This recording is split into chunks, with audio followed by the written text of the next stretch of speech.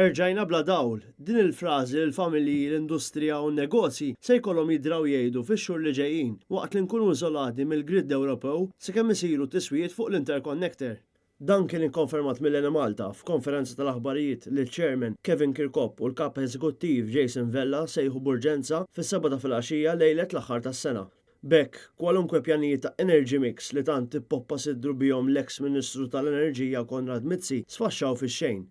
Dan hekk kif issa l-ogħla uffiċjali tal-Ena Malta kellhom jikkonfermaw li se jkollna nesperjenzaw blackout kull meta d-domanda tal-elettriku tkun akbar minn dak li tista' tissupplixxi l-Ena Malta mingħajr l-interconnector, partikolarment meta l-ħaddiema u l-istudenti se jkunu qed jirritornaw wara l-vaganzi tal-miliet.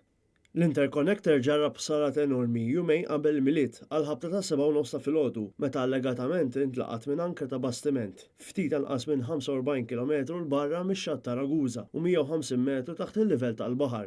L-uffiċjali tal-Ena Malta kellhom jikkonfermaw ukoll kemm fil-verità l-interconnector huwa ta' importanza assoluta fil-provvista tal-elettriku. Hekk kif fil-ħin ta' ħsarat kienet jissupplixxi aktar minn nofs tal-elettriku għad-domanda li hawn. L-istess interconnector sar frott il-viżjoni tal-Gvern Nazzjonalista u fondi tal-Unjoni Ewropea fost kritika tal-Partit Laburista dak iż-żmien fl-oppożizzjoni. Kawża ta' dan, l-Ena Malta bil-fors qiegħda tiddependi fuq impjanti antiki li jaħdmu bid-diesel biex tagħmel tajjeb għan nuqqas ta' flessibilità tal-interconnector.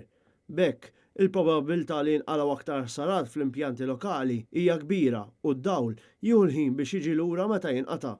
Intant, fis-stqarrija, il-Viċ Kap għall-Affarijiet Parlamentari u kellim tal-Oppożizzjoni dwar l-enerġija u l-Maniġer tal-ilma, David Aġus, fis-stqarrija qal li qatt f'pajjiżna fl-aħħar 30 sena ma kellna qtuħ tal-provvista tal-elettriku daqs dawn l-aħħar jiem. Ta' dan ma jaħtux il-ħaddiema tant ħabrika tal-Ena Malta, iżda taħt biss l-inkompetenza tal-Gvern Laburista immexxi minn Prim Ministru caretaker korrott u mifni f'bosta problemi. Bekk qed itelfu ħafna negozju u jikkawżaw tbatija lil bosta familji speċjalment f'dawn il-ġranet kesħin.